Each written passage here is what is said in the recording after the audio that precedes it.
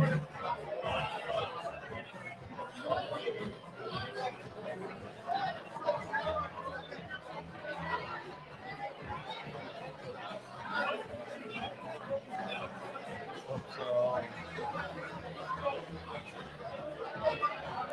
hope we have many more wins like that. This is NBK, nothing but Knicks. When Sim passed the assist, you know that it's #1 show that breaks down the game. If you can't play defense, stay out my way. Dribble the ball, come down the lane. 5 seconds on the shot clock, who gon' win us the game? You wanna hear Nick updates and trade rumors? Post-game reviews, this the place to tune in. Tell a friend just to keep the ball moving. Like the page if you feeling the movement. Every game we coming to win. Give us a sub like a player that came off the bench. This is NBK, nothing but Knicks.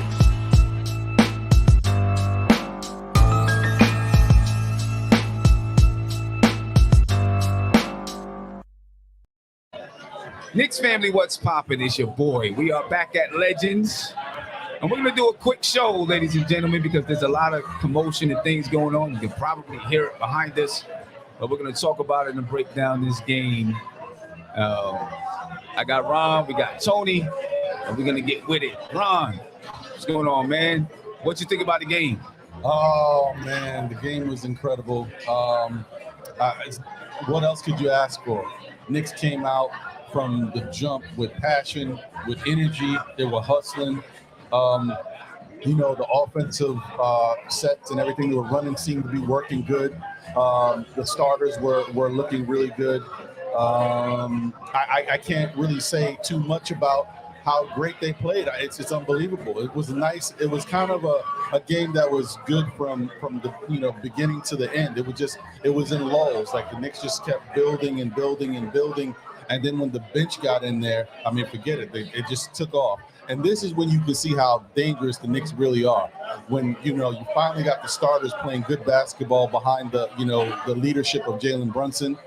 And then you bring the bench mob in playing like the bench mob played last year, you got a problem. I don't care who we play. If it's Detroit, it's going to be Orlando on Monday. Whoever's coming into the Garden or wherever we're playing them, if the Knicks play like that, it's going to be a long night for that opposing team. Yeah, no doubt about it. I agree with you. Tony? Yeah, man. It looks like people are settling into their roles and knowing their position moving forward. And I think that's going to go a long way. The bench was together. The substitution patterns was a telling story. We'll get into that as well. But, we play like this. Yeah. We're going to have a good season. Yeah, definitely, man. Balanced scoring from the team. And hopefully, you guys let us know in the chat. Hopefully you can hear us clear enough with all the, noise and commotion going on behind us. So just let us know if you can hear us clear. I think you can. But balanced scoring from the Knicks, led by Emmanuel Quickley. Listen, numbers-wise, Emmanuel Quickley had a good basketball game, but there were still some moments that I was like, a little cringy. But I think he played decent. He had 20 points, 7 assists, 7 rebounds. He shot 57% from the field and 37.5% from three. All right, so, numbers-wise, it was a decent basketball game, but, Quickly is going to do quickly, I guess, and we just have to. I think we just got to live with it, man.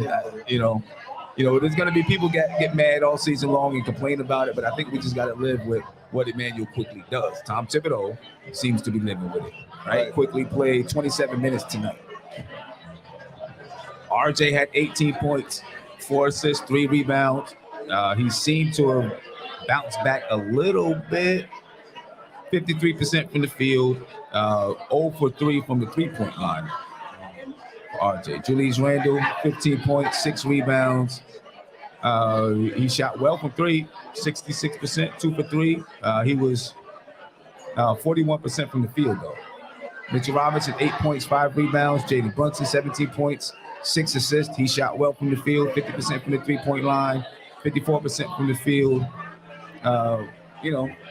What can you say? Obi Toppin had 16 points. Derrick Rose had 13 points. He was knocking it down from 3 early in the game. It was a well-rounded game from the Knicks. Yeah. What I'm saying? Bounce back for real. Yeah, it was good bounce back. And listen, I was I was afraid going into the game because I didn't know if the Knicks were going to bounce back the way that we wanted them to bounce back. And even from the start of the game, I was a little like, okay, what are y'all doing right now? You know what I'm saying? But eventually, you know what I mean? The defense, the talent took over, I guess. You know what I mean? I just say the only part, if I was going to make a complaint tonight, I don't think we dominated the boards the way we should have. But other than that, you know what I mean? I think we dominated every other facet of the game. Okay, the Knicks had 50 rebounds on the night. The Pistons had 49. So, I mean, they won it. They won the rebounding battle. The Knicks had 29 assists tonight again. I think they had 28 last night. It seems like that's going to be a staple of what they do. They're going to be a team that gets a lot of assists. You know what I'm saying? So that's that's what we've been asking for all last season because they were almost last in assists, probably last in assists, and now they look like they're going to be a team that's towards the top of the league and getting assists. You know what I'm saying? The Knicks shot 42% from the three-point line, 52% from the field. Overall, good game. 130 points. Yeah, big 130 numbers. points, Big man. numbers. Over 2 games, they're averaging, what's that, 124 points or something like that, 120-something points per game, over 2 games. So, 123, I don't know, something like that. But those are some good numbers. You know what I mean? So, 1 down of the 4 games that we say, we got to get these 4 games, 1 down. You know what I'm saying? 1 down and 2 more to go. You know what I'm saying? 2 more to go to knock that out. You know what I mean? So, anybody in particular that you like to spotlight, their play that you like to spotlight? I think Brunson had a real solid game tonight. Hit the 3 tonight. Hit the 3, right. So that was nice. And honestly, quickly, without looking at the numbers, like you said, there's some things to complain about or cringe about. But then when you look at those numbers, and it's a win, 7-7. Right. That's more important to me than the 20 points. Right? Yeah. You know what I mean? So, hey, if you can continue to get 7-7, I don't really care about the other part of your game because you're making an impact on the game, whether you're shooting well or not. Right. Okay. Yeah. I just want the decision making. That's all. I just wanted the decision making to be better with Quickly. And I think tonight it was pretty good. He was better. There were some areas that I thought he should, he could have. But like I said, Quick is going to do Quick, I guess. you know what I mean? Oh, when I say that, I mean his shot selection was better tonight. Okay. Yeah. He missed some passes, but his shot selection was pretty good. Yeah. I think he just really, want Quickly to be a little bit more unselfish. Towards the end of the game and when we got, you want to call it extensive garbage time, whatever, and then they start substituting. RJ was out there for a little bit, but then they start bringing in like the extended bench. And then you still got Quickly pushing the ball up the court and looking for his shot. I prefer if Quickly got everybody else involved. I mean, you already ate. You've, for the most part, had a pretty good game. You're bouncing back. It's the second game of the season. You should feel good about yourself. But get some of these other guys involved, man. This is their only opportunity to get some burn. Let them touch twine a little. Yeah. And I mean, Tibbs did, Tibbs things when it comes to that, right? I mean, all the way down to 2 minutes left. RJ was in the game. Unbelievable. Quickly was in the game. And I can hear the people around us talking about it. Yeah, people was scratching about hurt it. last time. Right. And then freaking in the first half, Julius Randle, 6 fouls. I mean, 2 fouls in the first quarter, still in the game. I mean, I know we've seen Julius Randle said, now hold up, let me stay in. But you took a chance. Because if Julius Randle, you probably still win the game, but if Julius Randle gets a 3rd foul in that first quarter, now you might not be able to play for the rest of the half, and who knows what it looks like. And you put him at risk.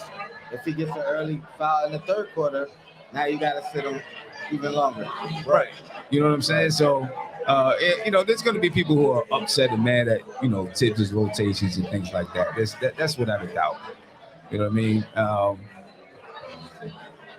He's trying some new things. I'll say that. I think he is. I think he's trying some new things. I think we saw like in the second quarter, RJ came back in the game with like 9 minutes left in the second quarter.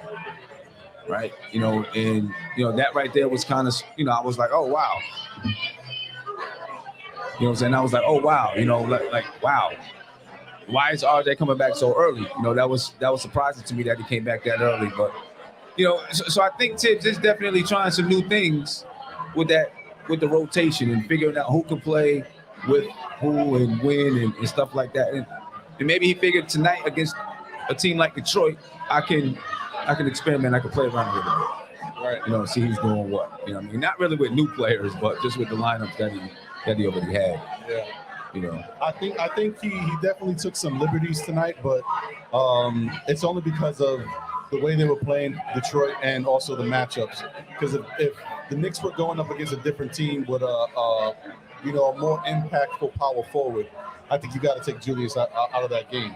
But luckily, because of the fact that he's going up against Detroit and who they got at that position in that center, who don't put a lot of pressure like in the paint and take people off the dribble, Julius was able to. But let me tell you what though, Sadiq Bey was getting in that true a double dollar sign. Yeah.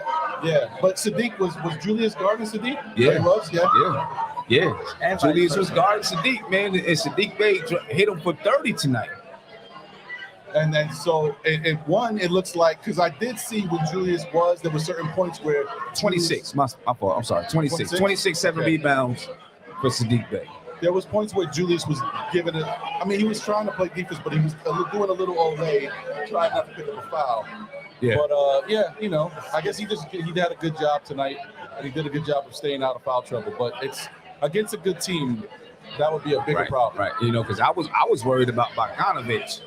I mean, Sadiq Bey came off. I mean, we all know what Sadiq Bey could do, but Bogdanovich, he got his 18 points, 4 rebounds for Bogdanovich. And I know a large portion when after Randle got those 2 fouls, that's when he was letting things. Well, yeah. He had to. Trying he not had to get that third, so right. He almost became a liability. And that's the problem with leaving him in at that point. Now he's got to let somebody go to the basket, right? And you can't even get mad at him for allowing someone to go to the basket because he's got 2 fouls. You don't want to pick up a third. Mm-hmm. Pull him out. Let Obi get in there. You know what I mean? That's why it's tricky, because there's been another team who might have backfired on us. Yeah. It's because Detroit wasn't playing well. Yeah. So. Yeah. So, I mean, overall, though, a good game for the Knicks. Good win for the Knicks. I was a little afraid coming into the game, but, they proved to me that they could come back and get the win the way that they're supposed to get the win. They did have a little bit of a lull in maybe the third quarter, let the lead get cut to 12. You know what I'm saying? It got cut to 12, and I was like, oh, here we go. But a couple of big shots. IQ hit a couple of shots, couple of fast breaks, and there it was. You know what I mean? So, good game from the Knicks overall. Some more numbers. Let me see. 20 fast break points for the Knicks. 17 second chance points, 58 points in the paint for the Knicks. Those are the kind of numbers that we want to see, man. I don't know. And what did you think about RJ though?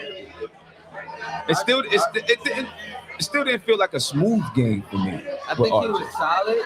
The biggest thing with RJ is he's not hitting that 3 that he looked so good at in preseason. For 4 consecutive games, he looked good at that spot up 3-point shot, and in these 2. He hasn't. I think that's the only thing that's missing. It must be a regular season thing. As soon as the regular season bell hit, them 3 stopped.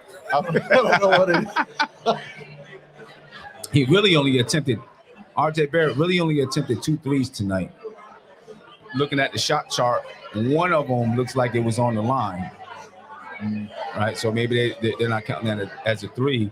RJ didn't make any shots outside the paint. All of his baskets came in the paint. But no jump shot. He finished better. Yeah, he did finish Uncle well. Julio asked for him to finish, and he finished better. So hopefully that continues for RJ. How'd you feel about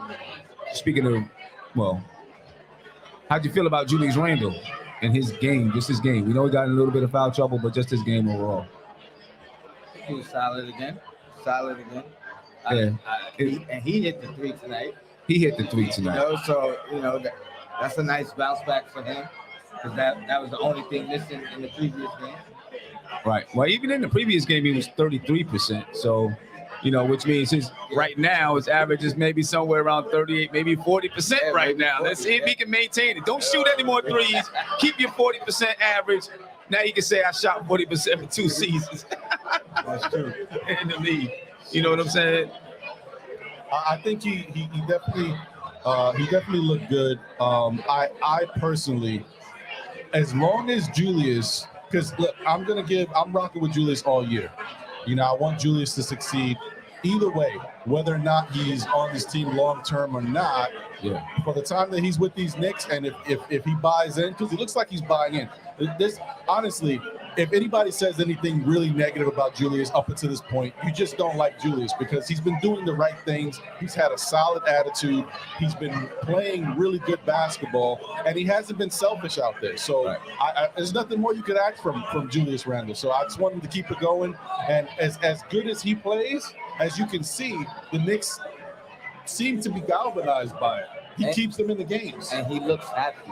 That's the biggest difference for me. Yeah. I'm talking about before he even played the game this season. All the interviews, he's smiling, happy, laughing, you know what I mean? Yeah. And that, I think, makes a world of a difference. Right. So I think he's going to be closer to 2 years ago than last year. Yeah. I mean, and I noticed he's helping people up this year, but so far it's only been Jalen Brunson. So maybe Rick Brunson threatened him. You know what I mean? Like, yo, you better help somebody up. Yeah. And if Jalen hits the ground, you better be there to help him up. You know what I mean? Although, you know what? There was one thing he did, and maybe he did it in the previous game, but I didn't notice.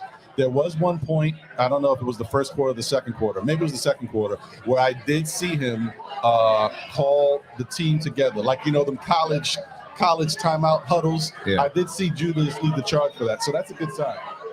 Yeah. That's definitely a good sign. I see some people in the chat. Everybody in the chat, thank you for being here. You know what I mean? We got some people here that I'd like to call up and get them on the stage. You know what I'm saying? To talk some Knicks. We got Hardwell out there. If we can get Hardwell, come on up, Hardwell. Come on up, man. Take the mic. Who else we got? Did I see Jay Boogie out there somewhere? Obi, when I dunk this on your head. Yeah, did I see Jay Boogie out there? The Obi Slayer, man, Jay Boogie. I know I seen Jay Boogie. He's somewhere around here. He's somewhere around here. We can get Jay Boogie to come on up here too. See if he can get on the mic. Talk a little bit of Knicks. You know what I mean? G-Mo is out there. Hardwell's in the building, ladies and gentlemen. Get his perspective on the game tonight. I'll stay up for a little while longer until Jay Boogie comes up here. Hardwell, what's going on, man? How you feeling? Yo, what's good, Sam? What's good with you, man? I'm glad to be able to meet you in person. You know what I'm saying? Yeah, glad you can make it out. Mm-hmm. What's going on? How'd you feel about the game tonight? Oh, man, dope game. To me, this vibe right here was everything, Dope game, though. Shout out to the Knicks. I felt like the starters played very well, so the bench had a chance to play. Mm-hmm. And I think we need that for a good team. That's what good teams do. When the starters play really well, you let the bench come in and, get used to playing more so they could be ready for when we need to make the playoffs and stuff like that. So shout out to the Knicks. Quickly, Brunson, Randle, everybody had a good game, man. Yeah. I felt the vibes in the Garden today. It was lovely. I had a chance to see Ron, Julio, Shine. With my man Jay Boogie. Jay Boogie shot the video. We here. Gamma over there. Shout out to everybody over there. I'm just happy to be here, really. Nah, I'm happy to be here more than the game, Sam. I appreciate it, bro. Word I appreciate it, man. This vibe is crazy. I appreciate it, man. Yeah, we're looking to be doing, a bunch more just watch-alongs or watch parties here, right here at Legends. You know what I'm saying? They treat us pretty good here at Legends. Yeah. You know what I mean? We like coming here. They treat us pretty good. I just wanted to say, definitely, y'all, if y'all haven't, I mention it a lot on the NBA report because Hardwill or Worldwide L be in the chat showing love. But if y'all haven't tuned in to Hardwill and Worldwide L show for the love of the game, that's right, the number 4 OUR, love of the game. Check them out. Yeah, check us out, please. He sounds so radio professional when he says that. Every time I hear him say that, 4 OUR, love of the game. He sounds so radio professional. I'm trying to tell you, man. And I always talk about Ron. He always shout me out. I be training and working and listening to Ron. I be like, Ron always shout me out. But when I seen Ron walking, I was like, is that Ron? Ron is tall, bro. He's tall. And I'm not short. And when I'm like, is that Ron? Shout out to my bro, Ron. Ron, you can ball, bro? Because I'll try to get at you, bro. I might be okay, but Guillermo keeps challenging me, and I don't know if I want to play Guillermo, to be honest. He keeps challenging me, too. He keeps challenging me, too. That's all right. I'm ready for him, though. We'll have to go to the gym one day, yo. I'm ready for him, though. We'll have to go to the gym. The Queen just walked in. Yeah, Queen is in shout the out building, to Ebro. man. Ebro is in the building. People Word start up. finally power back in, you know what I'm saying, from the game. So, Shout out John. It's picking up. Ladies and gentlemen, if you're out there and you're just listening and walking and you want to come in. Come join us at Legends. We got Nickish in the building. We got to get you guys to come up soon. Whoever want to come up, you know what I'm saying? Come up and and talk about your perspective for the basketball game. Who do we play next? Orlando on Monday. Orlando. That's right. We play Orlando on Monday. Detroit just blew out Orlando. Right? They just blew out Orlando. We shouldn't have a problem with Orlando. I'm hoping that Orlando is not one of those teams that just has our number.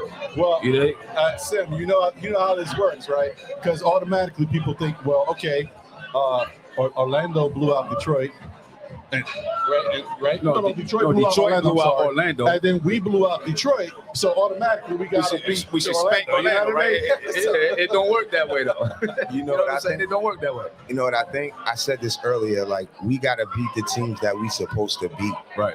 If we beat the teams we supposed to beat, then we'll be okay because we always play up to the better teams and we'll get some of those wins. So the teams that we look at the schedule and say, we should win that, we should win that. And I think if we do that, we'll be great. We'll be fine, bro. Yeah. Vaughn Allen said, I'm sounding shaky again. Vaughn, listen, man. Listen, Vaughn.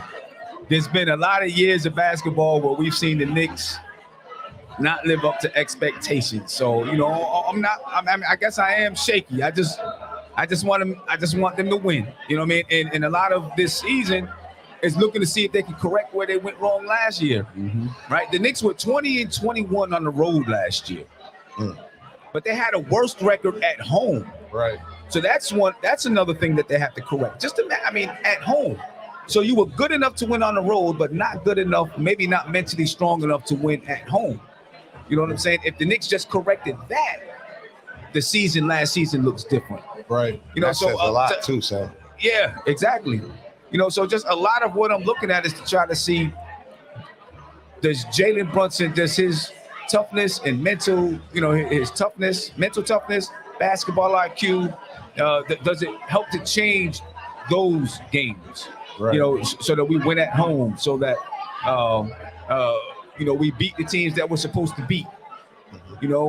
So that we can avoid 3-game losing streaks, or 3-game losing streak be the most that we have. You know what I mean? So I'm just looking for those things this year, because to me that's gonna mark change. You know what I mean? Right. Like if we would have came back and lost this game, there would have been people who were optimistic, still optimistic, and I would have been still optimistic because it's early. But I would, in the back of my mind, I would have been like, maybe it's the same thing. Yeah. You know what I'm saying? You know what? But I think from what I saw from Memphis, that it's different now, honestly, because they fighting back. And I felt like even though we lost, I didn't really feel like we took a loss. because we could have won that game when you lose by 3 against a team that's really good in the West or finished well in the West last season. For us to do so well against them, I think the narrative is kind of changing in a way. And as long as they just stick to what they did in that game and make the right plays that develop, right. And not be selfish and play together, then that's what can happen. If you lose a game like that by 3, that says a lot to me. I agree. Yeah, definitely. I agree. And, you know, when you look at the way that they play offensively, 71, was it 71? How many points I have? 72.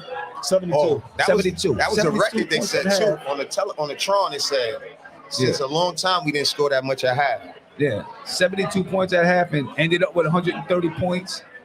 You know, the offense is clicking and kind of clicking. I'm gonna say kind of clicking. I want to see it click like this against a really, really good team.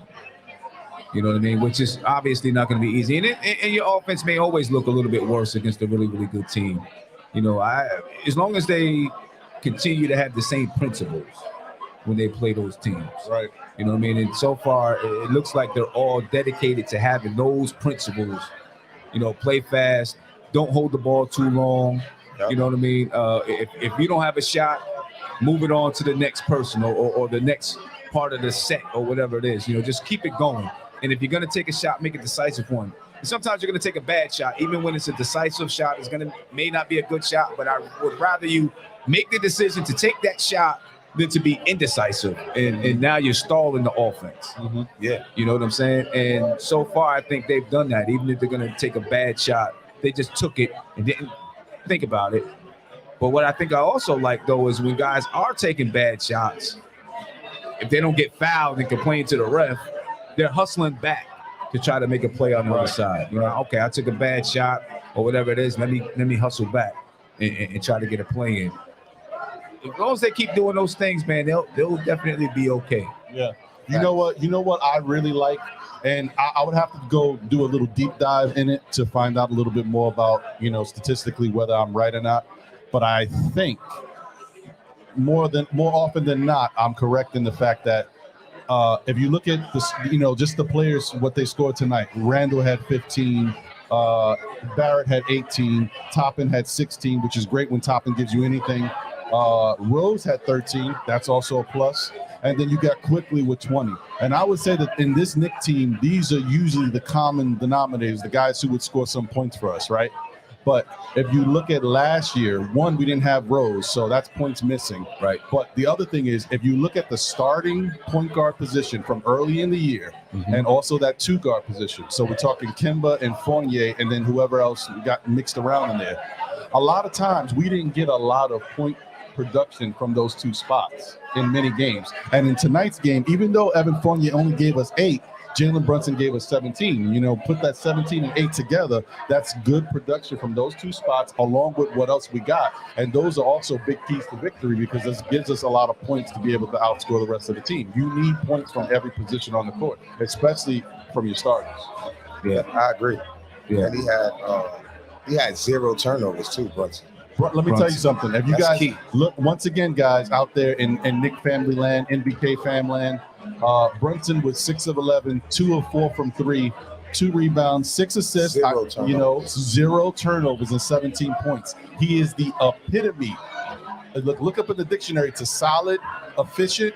You're going to see Jalen Brunson's face. That's what I was going to say, in reference to what you were saying about the difference. He brings the balance and the difference, and the way the players are playing different as well. I think he brings that to our team, you know. So that's a great thing. Yeah, definitely. Do you have the Knicks winning these next 3 games and going 4-1? I do. Yeah. I definitely think the Knicks will win the next few games. So they can go 4-1. Yeah, so they play Orlando and then they play Charlotte. Right. Yep. They're both away. Correct. They're both away. Yeah, I mean, I do. I have the Knicks winning both of those games, and then we'll see what happens after that. Hardwell, what's your thoughts on IQ? How do you feel like he played today? Well, I think he played better. IQ, see, good play is contagious. And I'm hoping that it rub off on IQ. I seen him give Cam a dap today. I look for little stuff, you know what I'm saying? IQ just gotta like what Ron was just saying about shooting the ball. When you're gonna shoot it, we rather you shoot it than just keep bouncing it because the shots gotta come in the flow of the offense. So what IQ gotta do is stop just pounding it, move it. You quick, move it and move around, and maybe you'll get it back. But good game for IQ tonight. I like him when he not hesitating, when he just shoot. Sometimes he shoot too much, but I'd rather him shoot instead of just keep pounding the ball. But I want to give him some credit because he didn't take a few games to get it together. That means that he got to play better, so he already played better right away.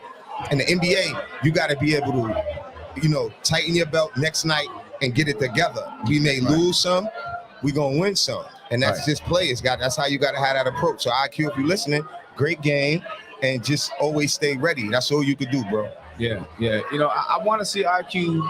I really want to see him play a little faster. Not play faster, just be more decisive. You know what I mean? I'm gonna go back to the one play he had against Memphis in the first half. The ball swung to him and bam, he went really, really fast to the basket. Boom. He didn't make the layup, but that was the kind of quick move that I want to see him have. Right. You know what I'm saying? Just catch the ball and go. No hesitation, no thoughts. Boom. I'm just hitting the lane. You know what I mean? Too many times, he steps back and takes this dribble, that dribble, plays around with the basketball, and ends up, throwing something up in the air or doing what IQ is gonna do. He's either perfect or really bad. Yeah. That's it's no in between, and we gotta have a balance with IQ. You know what I'm saying? Because he's talented. I just want him to move it, be ready. And like I said, he got to make more passes to other people, because if you could find Obi, you could find Cam. And I think once we get unified, and that changes everything. And when you just want to win, that just makes us that much better. And you got to put your personal feelings aside for the team. Right. And you got to say, I ain't on tonight. Let me give my man this bucket because he's open and we need this bucket. It's just great basketball. And that's the type of team I think we got, Sam. Yeah, I think so too. What about Cam? You mentioned Cam. How'd you feel about Cam in his game tonight?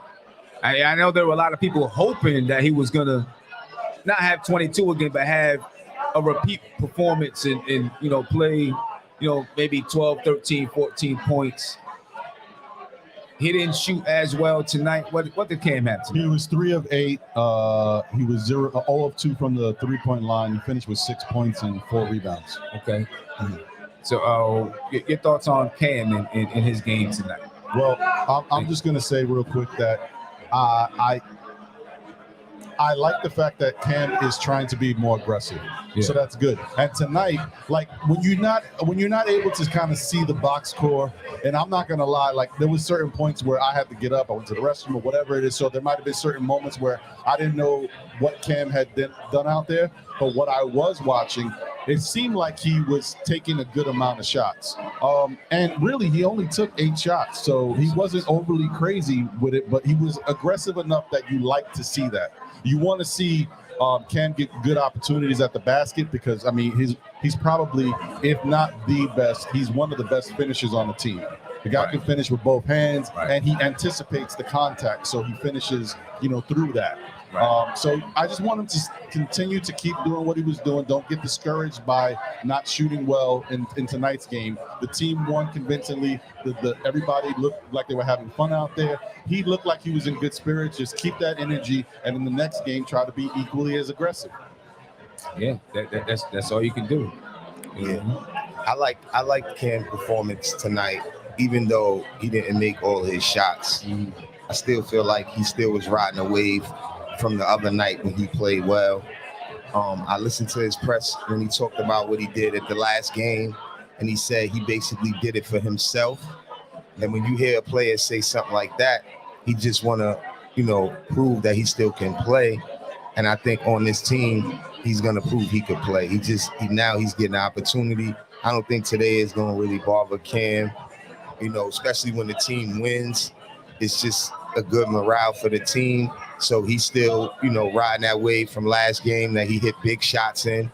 And I think, look forward to seeing a lot more good games from Cam. I like the fact that he was shooting the way he was shooting right away. A lot of players want to do really well in the Garden. You know what I mean? Yeah. And sometimes that's another level of pressure. Right. You got to know how to be calm to really cook in the garden. And you got players coming from everywhere that want to cook in the garden. So you just got to think about that. Cam's still going through that process, but shout out to Cam. though. I think Cam is a player for us for the future. I don't understand why he ain't really already been acclimated into our flow like that, but it takes time, and I'm glad he proven it. Yeah, without a doubt. One last thing before we get Gammo up here, and I'm just gonna warn you, he's a little bit inebriated, so whatever he says, attribute that to Legion of Knicks, not MBK, okay? Come on, Gammo, take my spot. Come on, bro. I ain't leaving, y'all. I'll be over here. I ain't leaving. I want to ask about looking at Mitchell Robinson tonight. 8 points, 5 rebounds for Mitchell Robinson, right? Isaiah Hartenstein, 6 points, 11 rebounds. They both do different things. And right now, they split minutes tonight, basically. Isaiah Hartenstein, 21 minutes and 10 seconds. Mitchell Robinson, 23 minutes and 25 seconds. How are you? Over the first 2 games, I just want to compare their performances. I mean, we know Mitchell Robinson was in foul trouble in the first game, but I just want to compare their performances and what you think about those 2 guys and how that dynamic is going to work throughout the season. Let me jump in quick, and that way we get somebody else up. Yeah. I think personally, from what we saw in that first game, I'm not nitpicking or making a big deal about it. I love the fact that iHeart played the way he played in that first game. I know some people were kind of like, he had some defensive lapses that could have been better, of course. But he played 40 minutes, tried to stay out of foul trouble. He had a tough task at hand going up against the Memphis Grizzlies. But, he did what he had to do, and they got back into the game and had a chance to win it. Tonight's game, the minutes were a lot more manageable between iHeart and Mitchell Robinson. iHeart played 21 minutes, and Mitch played 23. But I think that when you look at everything, iHeart had 6 points, 11 rebounds in 21 minutes. Mm-hmm. And he was 2 of 4 from the field, 1 of 2 from 3. That's very productive for that time period for a big man. And then you look at Mitch. Mitch was 3 of 3 from the field. He had 8 points. He had 5 rebounds, 1 assist, and 2 blocks. I'm not saying this just to be negative about anything. I'm happy with what Mitch did, what he brings to the team, and I'm happy with iHeart, what he does. I want to see more from Mitch. Mitch wants to be known as one of the elite defensive big men in the league. He's showing throughout the whole preseason. He was showing a commanding presence. People were, starting to get a little shocked. They were, once he gave them a little love tap when they came into the lane or blocked their shots, they were staying away.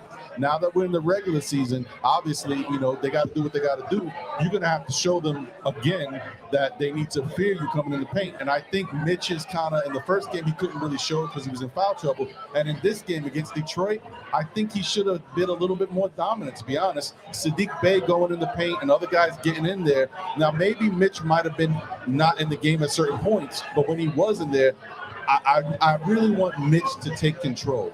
And I don't know what would really help him open his game up. Maybe if he got a little bit more involved on the offensive end. I think what the Knicks need to start doing is going down low to Mitch a little bit more, not just about lobs.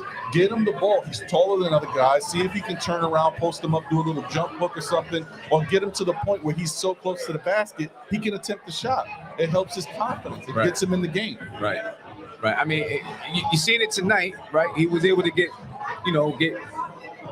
at least one touch deep, sealed off in the paint.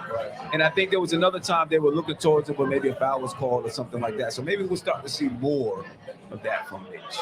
Maybe. G-Mo, what do you think? Look, man, Mitchell Robinson is trying to be.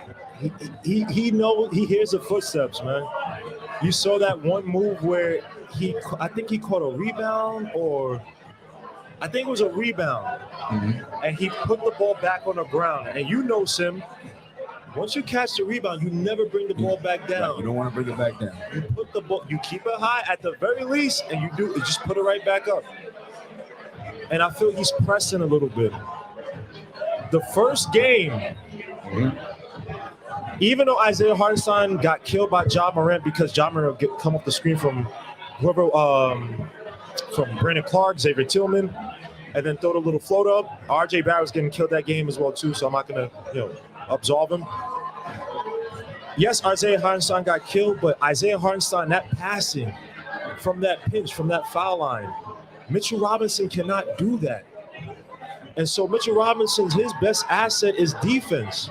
And like he just said, is like, you got to bring it every night. Tonight, it wasn't convincing. I wasn't convinced of seeing, oh my gosh, a dominant defensive center. Now, in the preseason, you saw it. But other than that, I wasn't really convinced. So to me, I mean, tonight probably is not the best night to judge. It was a whatever night. We kind of had a blowout. Right. It's tough, but Isaiah Hartenstein, maybe not as naturally gifted defensively as Mitch, but that passing, he had two was it tonight or he had two passes? No, he had one pass tonight. I think was it to Rose or IQ, and they couldn't get the ball. But the night before, he had the pass to IQ that he missed the layup. They had a pass, I think, to Derrick Rose. I might be wrong, and he made the layup. When you need offense, Isaiah Hartenstein is just better than Mitch. I'm sorry, I don't. And nothing with Mitch is that we always praise Mitch when he has these 15-point, 12 rebound games, but he still gets mollywopped by freaking Andre Drummond. Well, we haven't played Andre Drummond yet this year. But I understand. But he had what, 2 rebounds yesterday? He had 5 fouls. Last game. Last game. I think he had 5 fouls, right? And that was a game we needed him. We needed him to play drop back and then block the crap. I mean, I agree. I'm gonna absolve him though because we couldn't keep Ja out the paint. We couldn't keep Ja out the paint. But Sim, we're gonna be playing who? Trae Young. And what does Trae Young do to? What did he do in that 3rd game 2 years ago when Nick McMillan came in? What did he do in the playoffs? I get it. I'm just saying it. I mean, we haven't seen it yet. I'm just saying. I'm not trying to kill Mitch. In Memphis, I think we got to absolve him because Ja, Ja was getting in the paint. Ja was killing the team, but hold up. Mitchell Robinson was getting fouls. At least 2 or 3 of them came against Ja. He had one against Ja because he jumped into Ja when he was laying up. I think he had more than one against Ja. But if Mitchell Robinson played a game of where he's playing drop back and Ja dared to throw that floater up, bro, that's a block. That's a tip every time. I need Mitch to stay in the game. I agree. And him do what he did last game. Like Isaiah Hartenstein is a good defender, but Mitchell Robinson has natural abilities that I can't explain, bro. And when he's being sloppy and throwing us out of those top tier elite games against guys like Ja Morant, it throws us off, bro. I root for Mitch, but it's like, what do you take? Do you take the sloppiness of Mitch and him getting mollywopped by bigger centers, or do you take Isaiah Hartenstein's passing? Because at times, like yesterday, Isaiah Hartenstein, he's naturally looking for the big. We really haven't had a passing big like that since Kyle O'Quinn. Remember that backdoor cut between him and Doug McDermott? Yeah. I mean, I don't know. I don't know what to say. I'm just trying to defend Mitch here a little bit. I get it. I get what you're saying because you know why, Sim? Early before training camp even started, I said Mitch should watch his back a little bit because of what this guy can do. I hate that Mitch goes online and he complains about, or he talks about, yo, I'm working on my 3-point shot. I'm working on, bro. Tom Thibodeau said, yo, dogs, work on your fundamentals. Forget about the 3-point shot. I need you to work on your fundamentals. And then we can maybe every time Mitch gets at the foul line, are you scared of him being a threat from the foul line? Now I am. He hit 2. How many he got? How many did he hit today? Mitchell Robinson. Today? No. I'm talking about when he gets not a foul. No. Oh, not a foul shot. You mean when he gets the ball when he gets the ball near the foul line, he's always like, I'm gonna turn around. I mean, he's gonna hand it off. We know that. He's gonna hand it off. But I can say the same about iHeart because he turns his back to the basket and he's looking for the pass. He ain't even a threat. Isaiah Hartenstein. Hey. So twice in yesterday's game, you see, on the last game, you see him doing this. He's waiting for the handoff instead of turning and clipping from the free throw. Bro, hold on. Right? You have to. But the two passes he had the one pass of IQ, Mr. Layup. He had the one pass that goes. Has Mitchell Robinson ever done that? No, but I think what he's saying is when they start to jam up those cuts, you gotta turn, and they drop back off him, he's got to turn and shoot the mid range. That's what he's saying. He's got to turn and shoot Mitchell the mid-range. Robinson even forcing you to do that? I know. We get that. No. Guys, you see this, right? You see what I said, right? He's not forcing you to do that. Just because he got a ukulele from Mitchell Robinson's old agent. It's not a ukulele. It's called a harmonica. Get your instruments right. I told you he's inebriated. I told you he's inebriated. A ukulele, you literally play with your fingers, and a harmonica. Right. He's right. Come on. He's right. He got a ukulele. I apologize. That's a terrible intro. That's terrible. I apologize. Listen, at the end of the day, we need more from our centers, right? We need them to be a threat at some point. In this season, they need to be a threat. They need to be able to turn and look the defender in the face and say, if you're not going to step up, I'm going to shoot this whatever it's in front of me. You know what I mean? If it's 5 feet away, if it's 10 feet away, you gotta miss it. I think with Mitch, we're not going to get any of that. They just got to design the game around what he does. Right. But we're not going to get that. You saw the few times these past few games where he's tried to get a post up, get a low post, and it doesn't. He just they're not looking for him though, either. That is also true. They're not really looking for him. There are times when he does seal his man off, but they're not really finding him. But it's natural right now for them not to look for him, I think, because he hasn't been involved in the offense. I've seen times where they've done that, Sim, and you are a basketball head. You know when it's like you got a DeMarcus Cousins type where it's like, all right, yep. Throw it to me. He know, and this guy's like, "Yo, throw the freaking ball to me. I'm going to." But I just don't think they trust him yet. Yeah, I don't think so. Right. But I just don't think they trust him yet. But I think we've seen them throw him the ball down there more this season already than we have. Okay. Right. Maybe all of last year. Yes. I mean, they've already looked for him a few times, so maybe that's going to grow. Maybe that's going to happen. But Evo, you want to join us, Steph? Yeah, no, go ahead. You know, I need to clip some things that you might say. He wants a drink. That's why. He's trying to be inebriated also. I just want to say I totally agree with Guillermo. Sorry. I totally agree with him. Steph, you want to run the 1 to 2? Number 20. All right, Evo, you asking the questions? All right, Evo got the mic. You lead it, Evo. So what's the topic of conversation, guys? Well, we were just talking about our bigs. Okay. We were talking about, I think Guillermo was saying that there's not enough Mitchell action. He's not being able to really dominate the ball and do anything with the ball when he receives it in the post. Right. You know what I mean? And so I think at this point he feels like iHeart is the better option. To start? I don't know if it's the start, but he feels like he's the better option at this point. He's playing most of the minutes. Now, I think tonight it might have been because it was a blowout. The first game, he played 40 minutes, including overtime, but I think that was because of how well he played. I don't think that had anything to do with garbage time and just getting extra minutes. I think both him and Mitch have floors. iHeart is definitely not the defensive, rim protector, defending out on the perimeter, which Mitch is. And Mitch actually gotten better defending on the perimeter in these 2 games we saw. But the other stuff, that iHeart, and I said that when we signed him, everybody thought I was crazy when I did the show on who should he start or whatever. Right. This guy brings a dimension we haven't had. And to your point, once he starts realizing, you want to hand off, you want to go back door, but if that's not open, you turn around, you hit your shot. That opens the offense up even more. Yep. Yeah, so 100%. And he's just as good a rebounder as Mitch. Right. Maybe even better as far as defensive rebounds. And last game, he had 8 rebounds, 7 of them was offensive. Right. Now, I think what Mitch has on him is that Mitch finishes better on his offensive rebounds. He's just going to bang it down. Right. he'll get those offensive rebounds. He'll try to score. He'll pass it back out. But I really like this guy. It's a good weapon to have off the bench. No doubt. You know what I mean? Absolutely. Yeah, I like what you were saying too. Like when the pass is not there, he's got to see the basket. Yeah. A lot of times he's not even looking at the rim. Right. You know what I'm saying? So if he can do that, then that's going to open up things to everybody. Right. Because I feel like as soon as he gets the ball, things happen. Guys immediately cut. You know, Right. Cam Reddish today, I think he missed the cut today. Right. Because he just wasn't ready for it. But Right. once the season goes on, man, he's gonna those passes gonna be whipping like crazy. Right. Especially once they get comfortable with each other. You know what I mean? I think that's the biggest thing is comfortability as a unit. It takes some time Yeah. to gel, and then those rotations start to switch, and then you start getting comfortable with the guys who are coming off the bench and who's staying on. Right.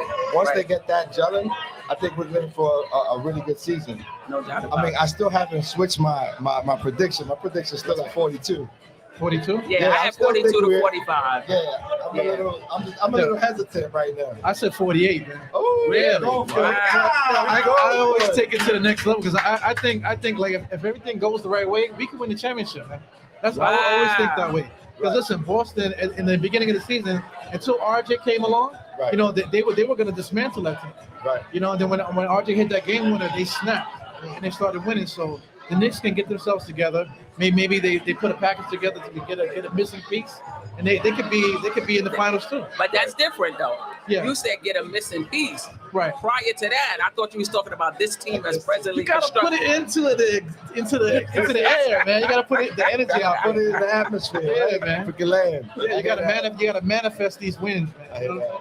I hear that. Yeah. Just like the Giants, man. Giants are 5-1. Hey, Right? listen, Crazy. you gotta take the wins when you get them. So Right. you know what I mean. I ain't mad at that. No doubt about it. I ain't mad at that. So I think my question to you is, how do you feel? In your opinion, today's game is kind of an anomaly, right? Because we got up early, we kept the lead. So I think for me, it's like, what do we feel is going to be happening with this bench? This bench, when Grimes comes back, do you feel there's going to be a switch on this bench role? Who's going to lose minutes? You heard it here first. I think it's going to be IQ. You, right?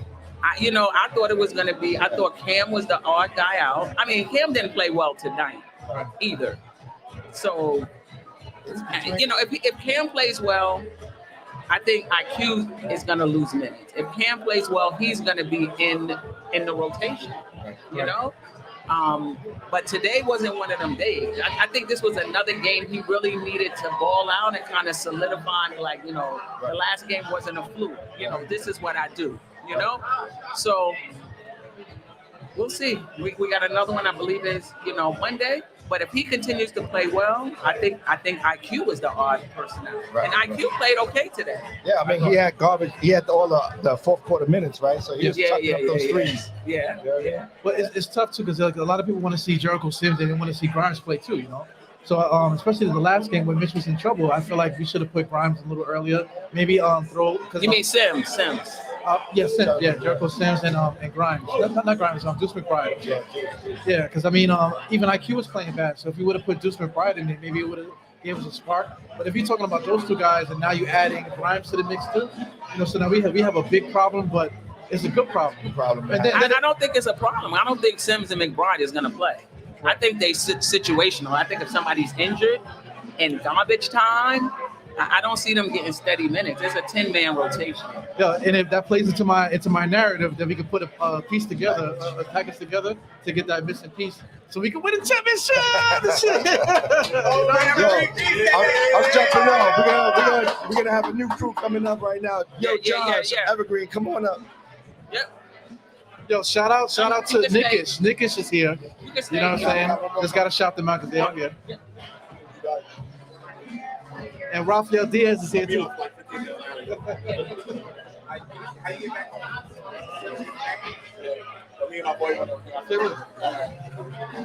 I just want to say this, Yo, y'all. you want to get in?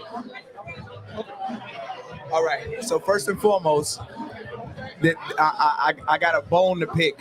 I got a bone to pick with Eru. Right now. Oh no. Here's where my bone is at. When I said that last year, I said those exact words. Everybody took my words out of context. When I said last year, I said we were one piece away, and this is with that bum Evan Fournier too. I said that 2 years ago. I said that we were one move away from being able to do some real damage and potentially make a championship. So you're a copycat. You didn't say that 2 years ago. Cut it out. No way you said that under the MBK fam. Pull it up. Go to Nothing But Come Knicks on, channel and guys. look. Come on, guys. When did you say that in the Guys beginning? from each other? When did you say that? When we was in the beginning of the season? When before the 11-game win streak or after? I said that halfway through the season when the Knicks were Okay, on so their way to a fourth seed. that was after the win streak. That was halfway through the season when the Knicks were winning, and I said that they need one piece. Of course, and I still think they need one piece. Of course, but they don't have it. So, and that's my point. That's my point, because that was prior to the Evan Fournier move.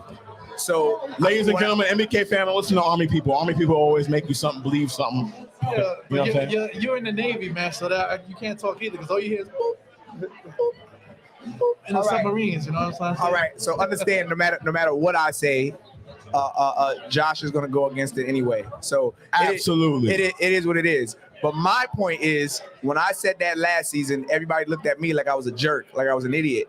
And Not at all. And I believe that we were one piece away from being able to do some damage. And I said that in the beginning of the season, based off of what Evan Fournier did in the Euro League and FIBA tournament to Kevin Durant. You get in the Army, you're not a jerk. Right? But let me just bring this up. Listen, congratulations, ladies and gentlemen, MBK. Thank y'all all for coming out. I appreciate being here with Eru. I appreciate being here with Evergreen and all other podcasters tonight. He's about to cry, y'all. Be careful. I am. Yeah, I really am. No, he's being funny when I'm serious because this is very therapeutic for me. I know I've spoke to a lot of these people for the last 3 years, but I haven't had a chance to meet them in person. Actually, meeting them in person doesn't feel like Now I feel like a jerk. crazy. Go ahead, keep going. Because I feel like I already know everybody, and it's all Right. family. You know, it's all love. You know what I'm saying? So I really appreciate that. The game was phenomenal. Listen, the Knicks scored 70 points in the first half, right? And at that point, I told Kev, I was like, "This game is over, right?" Detroit doesn't have anybody that can turn a game around, turn a situation around, at least at this point. So I thought the game was over, right? Knicks transition defense in the first quarter really bothered me for a little bit. Again, transition defense. Turn the basketball over off of makes even.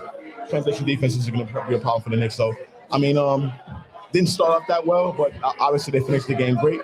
Hopefully we can be able to continue this throughout the rest of the season.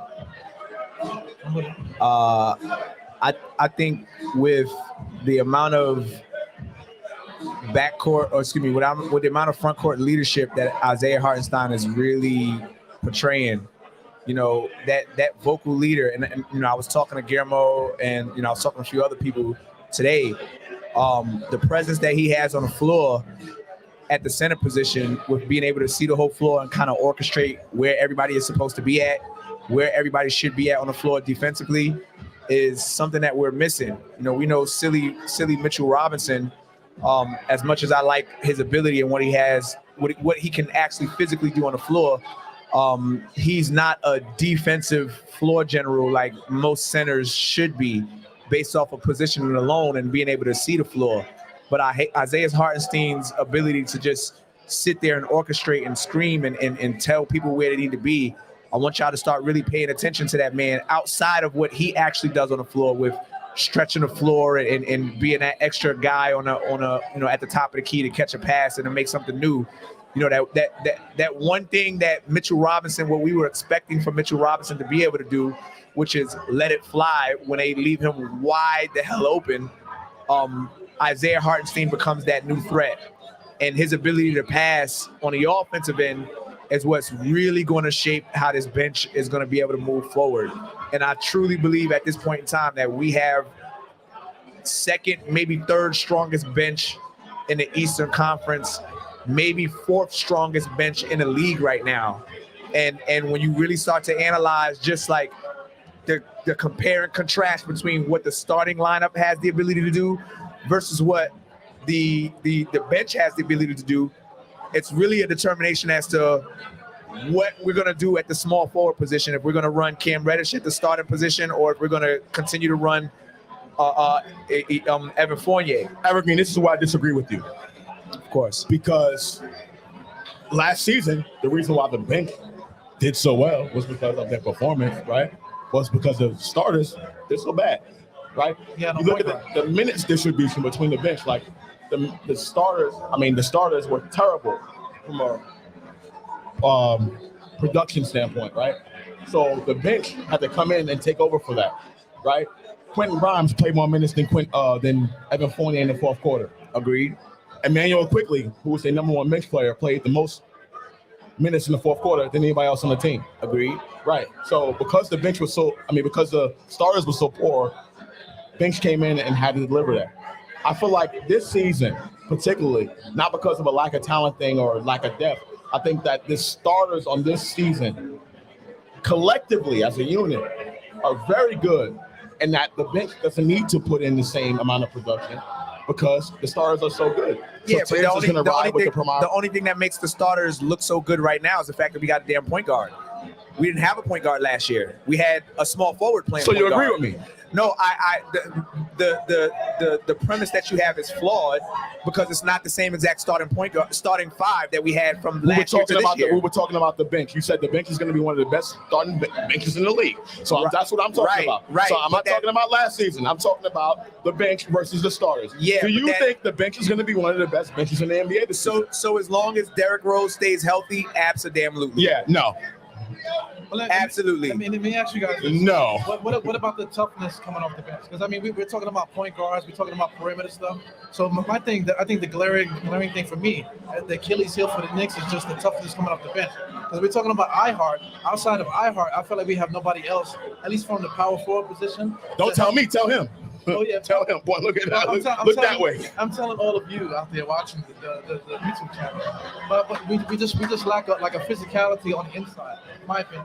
Okay, yeah. So I agree slightly with the physicality aspect. I think that's a matter of perspective when you're dealing with Isaiah in the first place. Whether you're looking at his physicality and what he can bring on the offensive end in comparison to the defensive end, we can't really measure his defensive physicality yet because he's in foul trouble. 2 games he's really been fouling, so we can't really tell how powerful or how what his strengths look like in the paint, specifically in the paint. As far as Obi Toppin, there's absolutely no physicality there. We know that. It's all finesse. Is he tough? I don't know. But I will tell you this. What we saw from Cam Reddish the other night, there's an immense amount of toughness there. There's an immense amount of heart there, right? And this is why I say the what we have as far as the starting unit and what they compare to is a completely different team than the bench. And it's really predicated on what Tom Thibodeau is going to make the decision to do. If he's going to decide, hey, based off of production and what I see with this bench, it might be a little bit more productive to bring in, Cam Reddish at the starting 3 because he brings something that the starters don't have. He wants less minutes for RK Barrett, ladies and gentlemen. That's what he's saying. He wants less minutes for RK Barrett to get Cam Reddish out there on the floor. No. That's what he's saying. I want if I had a choice, I want it to be Jalen Brunson, RJ Barrett at 2, Cam Reddish at the 3, Julius Randle at the 4. And based off of production alone, I would say Isaiah Hartenstein starting over Mitchell Robinson. Never. I get it from a they financial paid him $60 million. Right. Are you going to bench Mitchell Robinson today? Are you going to bench him? I mean, but if you're going to talk about contract, I don't think contract is the reason. That's the right argument. It's really just a fit with Mitchell Robinson. No, right. I'm with that. But that's a terrible decision. So would you criticize the front office for signing Mitchell Robinson to $60 million? That's what I want to know. Of course you would. Okay. Of course you would. Y'all know I'm the financial We're on the same guy page here. then. So we're on the same page with that. But again, when my basketball philosophy, I don't give a damn about how much money you pay Jay Boogie, how much money you pay Guillermo, how much money you pay Steph. I care about how this fits as a unit and can we win together. That's what I care about. I don't care about your money. I'm not counting your pockets. All I care about is how are we going to make this unit fit so that we can win. And right now, based off the production that Isaiah has given us and based off of what we've seen from Cam Reddish the other day, it only makes sense to bring Cam in as that guy that you get the ball to on the fast break at the half court and let him go as a starter. And based off of what we know off of the leadership of Evan Fournier, I would much rather see him running with the young guys. Much rather see him running with the young guys. Because he has the leadership and the ability to control and say, quickly, shut up. Quickly has been jacking shots the last 2 games. He was jacking shots in the preseason. So you're saying Fournier is going to tell quickly, shut up? No. What I'm saying is because Evan Fournier is a veteran, he automatically commands that level of respect. Automatic, just because he's been in the game for what? Was he like on his 10th year, his 8th year, something like that? So again, based off of fit and continuity, I believe that Cam Reddish. We love you, Queen. I believe that Cam Reddish should be the starting 3 on a defensive level, on an offensive level, because he brings something that Evan Fournier can't. We don't need more half-court basketball. Because we have half-court basketball. What if Barrett. that's the type of system that the coach wants to play? Yeah, you gotta have balance, man. Then again, this brings me back to fire Tom Thibodeau, because I never wanted the guy anyway. Okay, so let's start there. If you think we should fire Tom Thibodeau, because I agree with you, I agree with a lot of stuff that you say in regards to how the Knicks should run their offense. First time for everything, by the way. Go ahead, keep it going. is absolutely. That's why I think that the Knicks eventually should look at moving Julius Randle, because I agree with a quicker pace. Right, I think the spacing on the floor is better with Obi Toppin. I remember when Obi Toppin came in, like in the second quarter, the ball was moving, pop, pop, pop, ball moving, boom, boom, boom. We may have missed the first couple of shots or whatever, but the ball was moving. To me, I think that's great offense.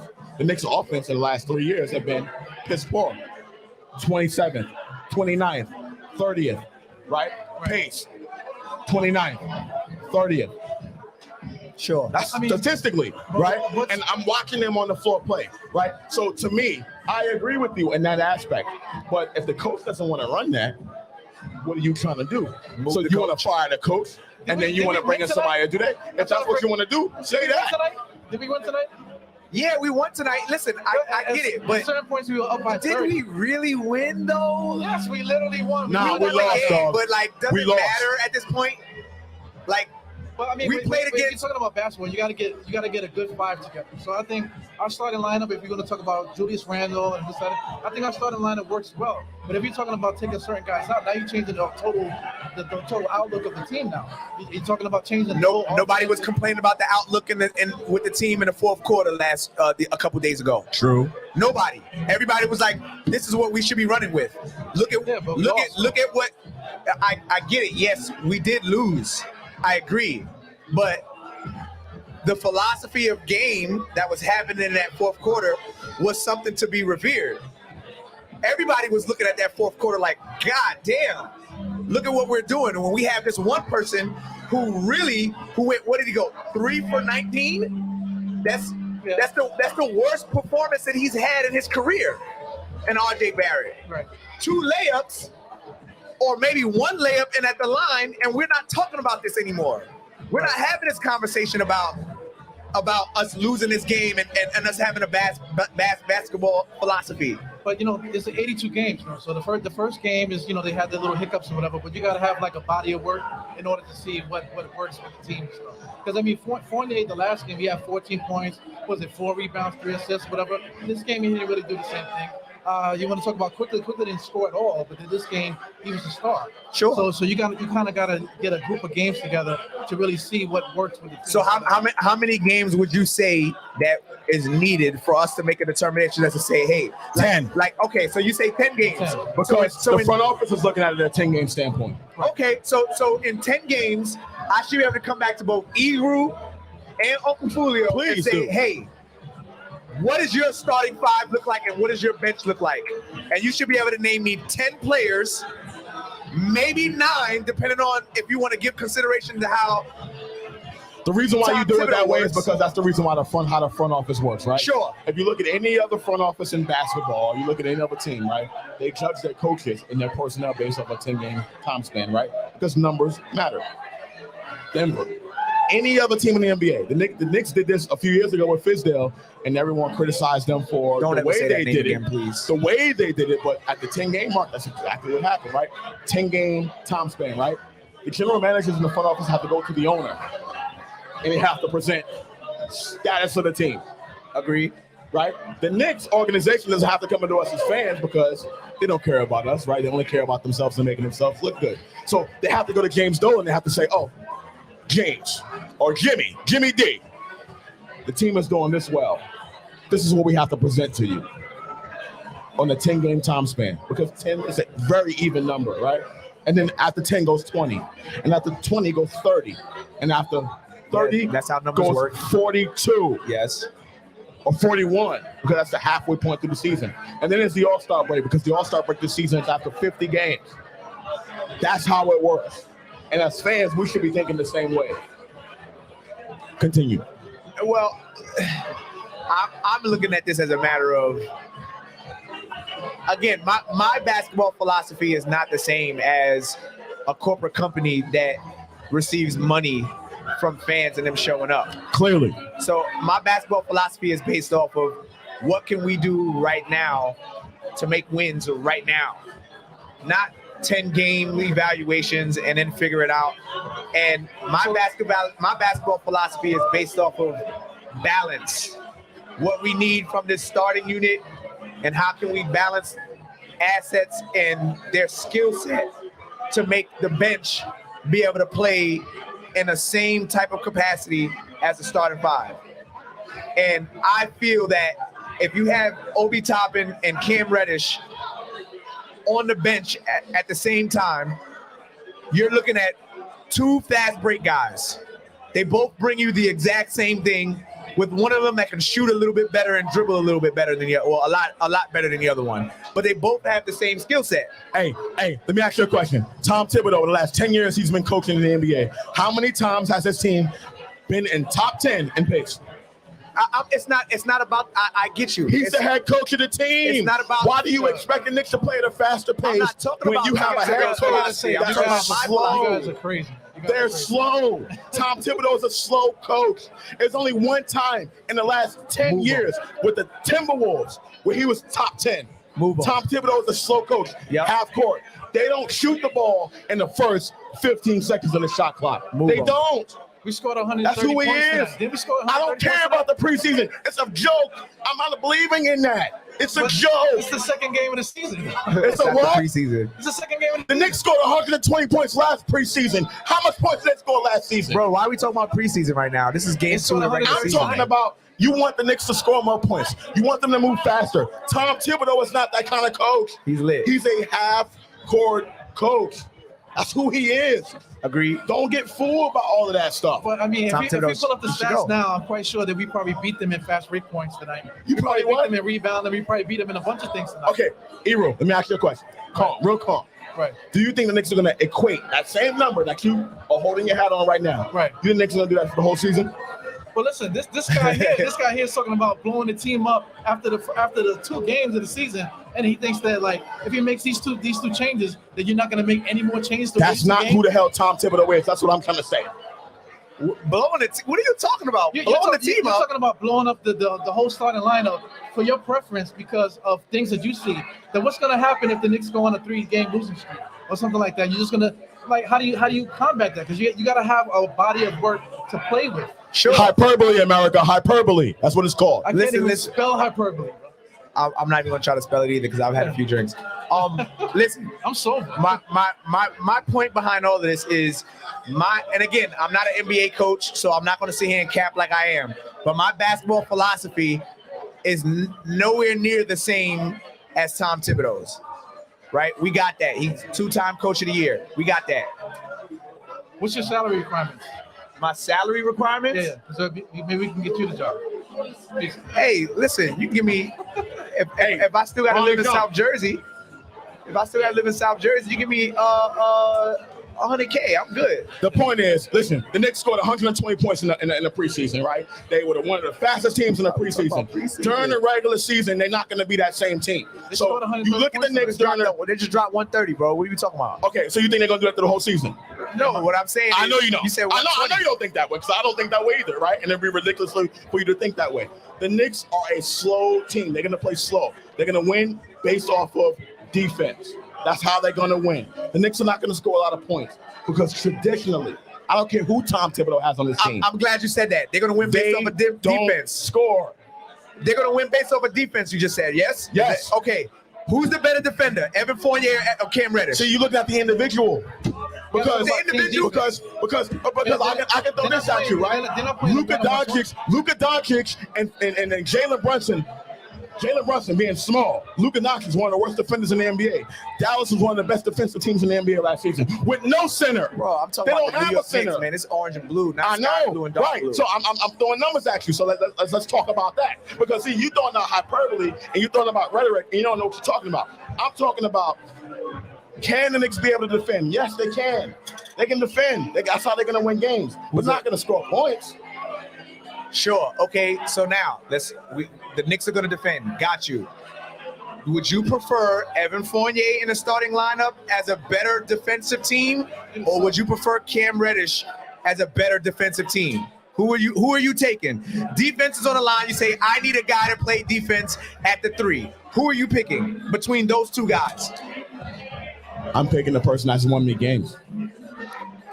But what happens if they pass the ball?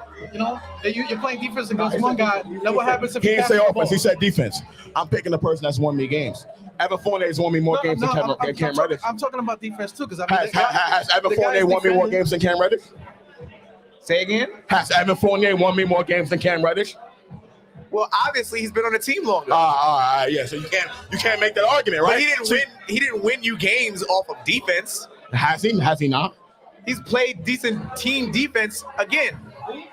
Evan Fournier, he played decent team help defense, but I'm telling you, 10 ways from Sunday, from now until 2026, I'm taking Cameron Reddish as a better defender, whether it be on-ball defense, off-ball defense, getting into the lane defense. Evergreen, the first thing you said was the fact that because Evan Fournier has played you more games, he's won more games based off team defense. You just said that. And then he's played more games, but we're looking at who's better. Who's better? Ladies and gentlemen, get him a towel. Can I get a sub? Yeah, get him a sub. Give him a sub, ladies. Listen. Again, what you're dealing with, Both of you guys are nuts. Both of you guys are nuts. He just wants to argue with me. That's what he does. Don't leave. That's what he does. I love him to death, but there's a reason he's my arch nemesis. He's just here to argue. The Knicks are going to play defense no matter what. Tom Thibodeau is one of the best defensive coaches in the NBA for the last 10, 15 years. The Knicks don't have to worry about defense. The last game, they played terrible transition defense, but they wound up coming back in the game. The issue with the Knicks is offense. 29th in the NBA in offense last season, 28th the season before, 27th the season before that. They're bad offensively. They need to score points. Yep. The Knicks can play defense. If you think about it, they slow the pace down. They can beat you defensively. It's not about defense. It's about offense. We need to score the basketball. Yeah. That's the issue. People talk about how bad Evan Fournier is on defense, how bad RJ is, or whomever. But the thing is, Luka Doncic is one of the worst defenders in the NBA. Luka Doncic is one of the worst defenders in the NBA, and he played in the backcourt with somebody that's 6 feet tall, and they were one of the best defenses in the NBA with no shot blocker. No shot blocker, and they were one of the best defenses in the NBA. I'm not worried about the Knicks defense. We got to score. At the end of the day, that's what it comes down to. What does that have to do with the price of tea in Morocco right now? The price of who? The price of tea. I don't care about. We keep bringing up Dallas as if this is like a valid point. It's not. Nobody cares about Dallas. Dallas, they play in Texas, and the only reason you could even isn't Julius Randle from Dallas? Is that why you care about him so much? Like, who cares about Dallas? I'm talking about the Let's New York talk about Knicks. New York then. All right. So tell me about the New York Knicks offense. The New York make it make sense. Make it make sense for me. Yes, the New York Knicks offense sucks, and it could be better if you put Cam Reddish in the starting lineup. Period. With no point guard, right? Because he's gonna run. With no point guard, right? Hey, this is what you call beef love, y'all. When you ridiculous. This is what you call Go Navy beat brother Army. love. These two guys probably were his brothers that was going at it in the crib, tearing up mom's whole house all night.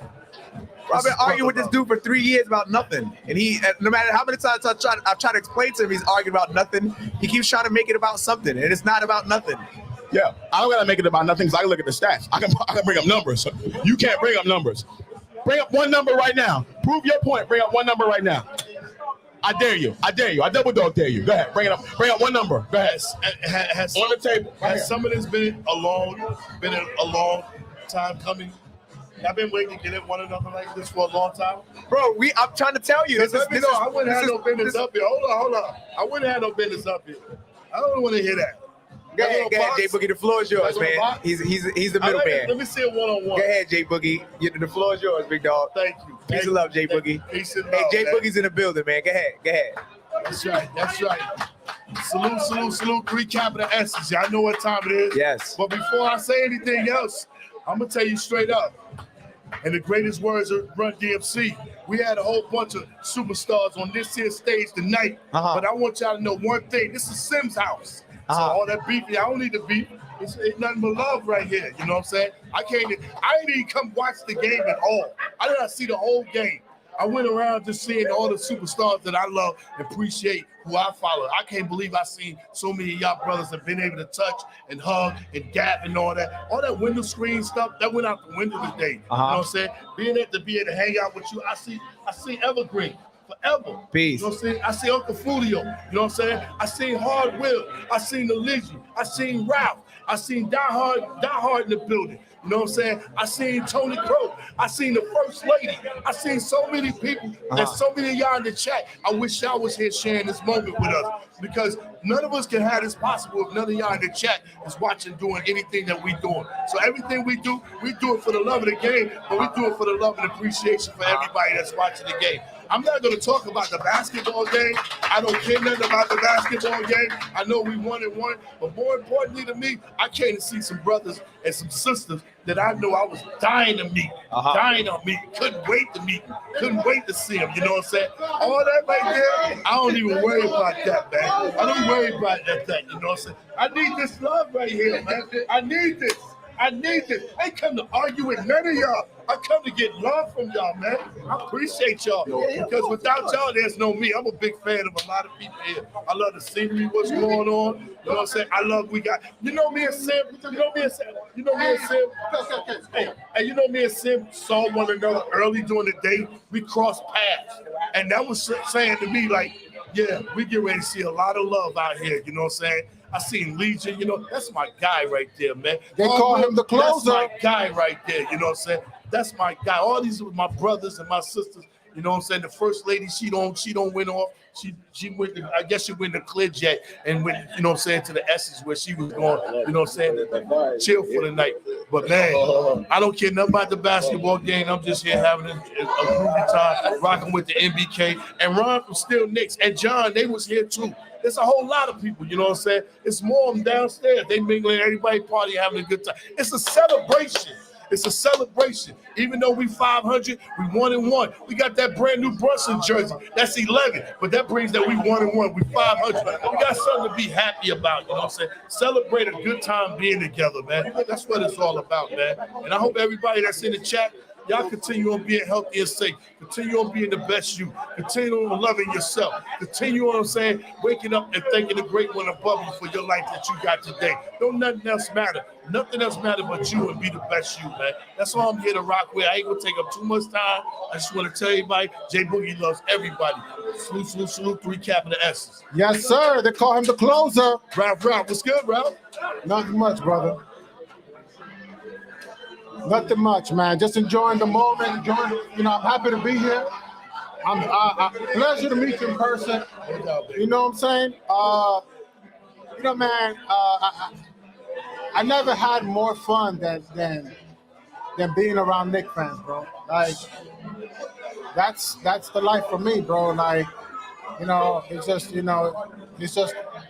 always good energy no matter what. You know what I'm saying? No matter what, man. And sometimes we could argue. We should. It could.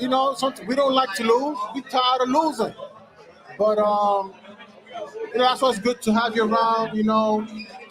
Keeping things level, and sometimes your wisdom is needed. You know what I'm saying? Like, sometimes it's important to have you around and break it down, like what's happening. Because last year was very brutal for us. Right. We didn't have a point guard. No matter how many times we tried to make that argument. Nobody wanted to hear it. But finally, Julius Randle has a point guard. Finally, and he's looking good out there with it. He's going to be good out there. Yo, brother, take it easy, brother. He's looking good out there with it. Till next time, all right? Yes, sir. So, I did a lot of interviews. A lot of people are predicting 45 wins, 44 wins. They're predicting a winning season, and let's go Knicks, man. That's what it's about, No doubt, man. No doubt, man. Let's enjoy the season. It's too early in the season to be talking about things on what's not happening right, what can we change and all that. It's too early in the season. Let the season grow. We still got 80 more games. We're only 2 games into the season. Let's see what can happen. Let's see how they can form together. Let's see how they can play together, become family, I love what Julius is doing on the court right now. You got to commend him. Like you said, he got a point guard, and he's taking advantage of the whole situation, man. I love what's going on, man, with the squad right now. And they're hungry. And they're hungry, too. They want the challenge. Yes. They're not running away from the challenge. No they're not ducking nobody, too. They're not ducking nobody, too. I love it, man. I love it, man. So that's what it is. See if I can get the host to come up here. I'm going to be honest with you guys. I have no idea what to do right now. I'm just clueless. Right now, I'm sitting with Jay Bug. What you mean? You know what to do. You know what I mean? And shout out to everybody that came out and supported me for the video today. We had a great time today at the NBA store. Yes. We had a great time. We did a lot of footage, That biggest anthem is on its way out the door real soon, man. You're going to try to take down? Everybody that came out supported that right there. Okay, Jay Book, I think you want to close this out? Hey, you did it. You already did. I think you did good enough. Yeah, it's all right. Everybody continue being healthy and safe, you know what I'm saying? And always be the best you. Don't try to beat nobody else. Because if you don't love yourself, how can we love you for you being you? So everybody stay healthy and safe. Enjoy your weekend, you know what I'm saying? And salute to the capital S's. Let's go Knicks.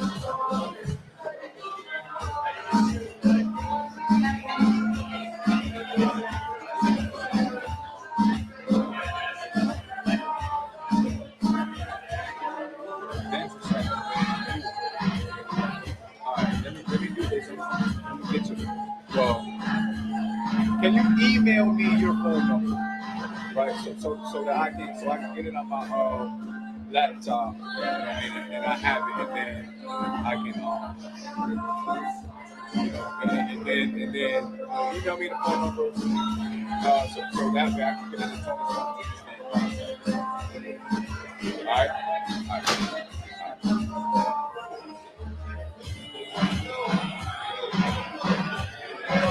Ladies and gentlemen, sorry for the interruption.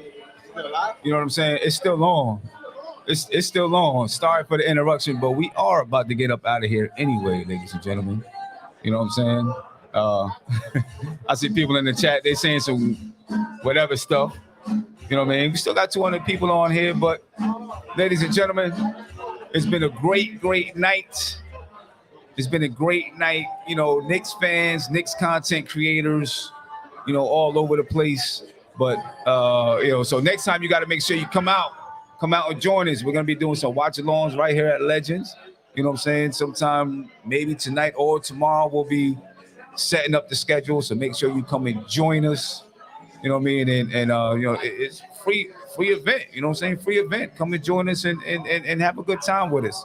You know what I mean? It's a wonderful night. The Knicks won. You know what I mean? But ladies and gentlemen, we're going to head up out of here. Thank you for your time.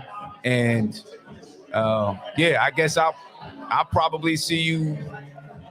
I don't know. What's today? It's Saturday now, but Monday. Yeah, I'll probably see you Monday for the game preview. The Knicks play Orlando. So we're out of here, ladies and gentlemen. And with that,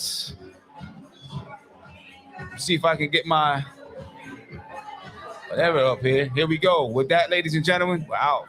Peace. This is NBK, nothing but Knicks. When Sim passed the assist, you know that it's #1 show that breaks down the game. If you can't play defense, stay out my way.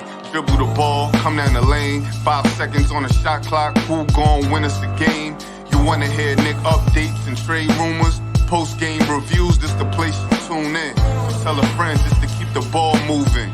Like the page if you feeling the movement. Every game we coming to win. Give us a sub like a player that came off the bench. This is NBK, nothing but Knicks.